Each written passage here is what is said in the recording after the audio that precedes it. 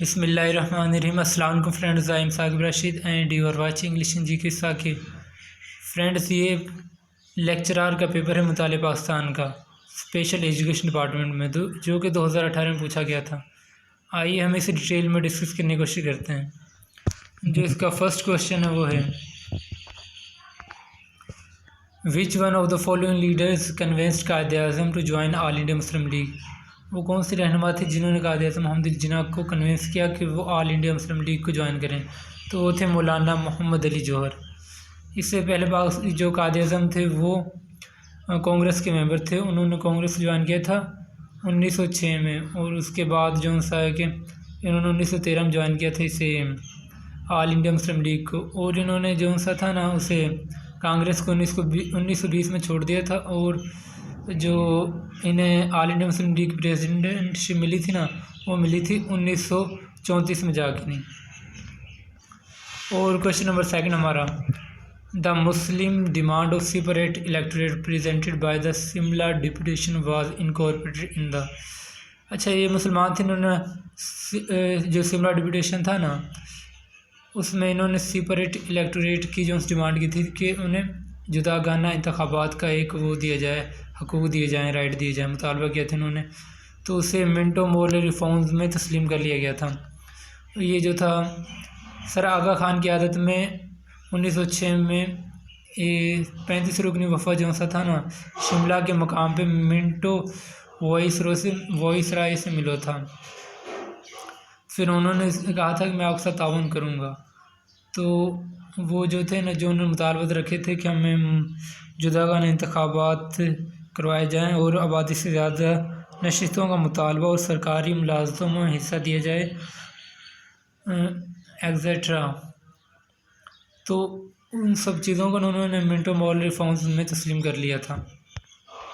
Question number 3, Quaid-e-Azam resigned from Imperial Legislative Council on March 28, 1919 as are protest against.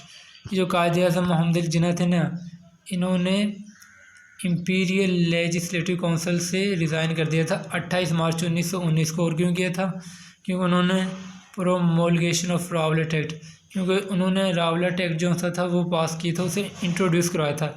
और ये act क्या कहता है, ये ना जो ब्रिटिश गवर्नमेंट थी उन्हें ये ताकत बख्शता है कि वो जो हिंदुस्तान में रहने वाले लोग थे उनके ख़िलाफ़ वो किसी भी टाइम एक्शन ले सकें। अगर वो प्रोटेस्ट करते हैं तो उनकी आवाज़ को दबाया जा सके।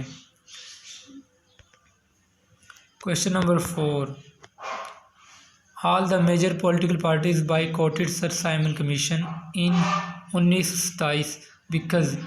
जितनी मेजर पार्टीज थी हिंदुस्तान में उन सब ने सर साइमन कमीशन का बायकॉट किया था, क्योंकि no Indian was its member, क्योंकि इंडियन कोई भी इसका मेंबर नहीं था। Question number 5, the objective resolution was passed by the first constituent assembly in. जो करारदाद मकासद थी वो कब पास की गई? वो पास की गई थी 1949 में। और ये क्यों पास की गई थी?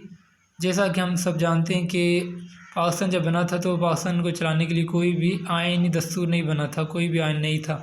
तो इन्होंने जो 1935 का आइन था ना उसी में तरामीम करके पाकिस्तान को चलाया। Question number 6, the ministry of Khawaja Nazimuddin was dismissed in 1953 by. और ये क्यों किया था? क्योंकि उन दिनों जो सा है ना ये फूड क्राइसिस वगैरह थे, और इसके लिए जो गुलाम मोहम्मद का इसके लिए जो सिचुएशन थी उसे हैंडल करना मुश्किल था। और दूसरी वजह ये थी कि ये जो गुलाम वो था, ये ख्वाजा निज़ामुद्दीन जो सा था, ये वो बंगाली था, और बाकी जो से थे ना पाकिस्तान की जो भी थी वो हायर ब्यूरोक्रेसी वो नॉन बंगालियन थे, तो जिसकी वजह से वो इसको नापसंद करते थे। ये भी एक मेन वजह थी। इसकी जो वो मिनिस्ट्रीशिप जो सी वो छीन ली गई थी, इसे डिसमिस कर दिया गया था। और ये किया किसी ने था? ये किया था गुलाम मोहम्मद ने। Question number 7, mention the importance of 17 अगस्त 1988। आज वो पूछ रहे हैं कि 17 अगस्त 1988 की अहमियत बताएं कि क्यों दिन जो सा इम्पोर्टेंट है। तो ये इसलिए इम्पोर्टेंट है कि इस दिन जो सा था ना president general Ziaul Haq and other senior army general were killed in a plane crash near Bahawalpur. तो बहावलपुर के करीब जो सा है ना जनरल ज़ियाउल हक और अदर सीनियर जो से थे जनरल, उनका जो प्लेन था वो गिर के तबाह हो गया था। इस वजह से जो दिन है इम्पोर्टेंट का है हामिल है। Question number 8, Quaid-e-Azam was appointed permanent president of all India Muslim league. जो कायद-ए-आज़म है वो कब परमानेंट प्रेसिडेंट बने थे ऑल इंडिया मुस्लिम लीग के, हम पहले डिस्कस कर चुके हैं कि ये बने थे 1934 में और इन्होंने ज्वाइन की थी ऑल इंडिया मुस्लिम लीग 1913 में। Question number 9, in which year Moplah revolt appeared. ये जो मोपला बगावत थी ये किस सन में अपीयर हुई थी, ये कब हुई थी, ये हुई थी 1921 में। ये जो मोपलियन थे ना ये मालाबार के रहने वाले थे और इन्होंने जो सा था ये खिलाफा मूवमेंट इसमें बढ़ चढ़ कर हिस्सा लिया था, जिसकी वजह से जो ब्रिटिश थे जो से इन्होंने इनके ऊपर तशद्दुद किया और तकरीबन 450 से 400 करीब जो से थे इन्हें मार दिया था, जिसकी वजह से मोपला के रहने वाले थे ना जो मोपलियन थे ये देश में आ गए और इन्होंने सरकारी अमला को नुकसान पहुंचाया और अफसरों को मारना शुरू कर दिया, और जिसकी वजह से ना जो ब्रिटिश गवर्नमेंट थी उसने इन पर जो कर्फ्यू नाफिज कर दिया था और हज़ारों तादाद में मोबालियों को मारना शुरू कर दिया था। Question number 10,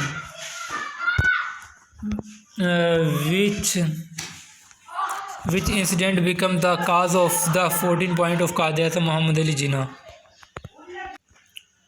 question number 10, which incident become the cause of the 14 point of Quaid-e-Azam. अच्छा वो कौन सा वाक़या था जिसकी वजह से जो कायद-ए-आज़म था वो मजबूर हो गई कि उन्होंने अपने जो 14 पॉइंट जो से वो कहें, तो वो था नेहरू रिपोर्ट। अच्छा तो इसका जो एक मेन पॉइंट था नेहरू रिपोर्ट को ये था कि इसने कहा था कि ये जुदा खाना इंतखाब की जो सी मुसलमानों की डिमांड है इसे ख़त्म कर दिया जाए, जिसकी वजह से कायद-ए-आज़म ने अपने 14 पॉइंट कहे थे। Question number 11, which one of the following institutions was inaugurated bye Quaid-e-Azam on 1 जुलाई 1948। वो कौन सा इदारा था जिसका कायद-ए-आज़म मोहम्मद अली जिन्ना ने आगाज़ किया था, इब्तिदा की थी, बुनियाद रखी थी, वो था स्टेट बैंक ऑफ पाकिस्तान और कब रखी थी 1 जुलाई 1948 में। Question number 12, who represented Congress in first round table conference. वो कौन था जिसने फर्स्ट जो गोलमेज कॉन्फ्रेंस थी उसमें कांग्रेस को रिप्रेजेंट किया, नुमाइंदगी की थी। तो जो ये है ना इसमें किसी ने कांग्रेस का कोई मेंबर शामिल नहीं था, फर्स्ट राउंड टेबल में कोई भी कांग्रेस का मेंबर नहीं था जो इसकी नुमाइंदगी करता।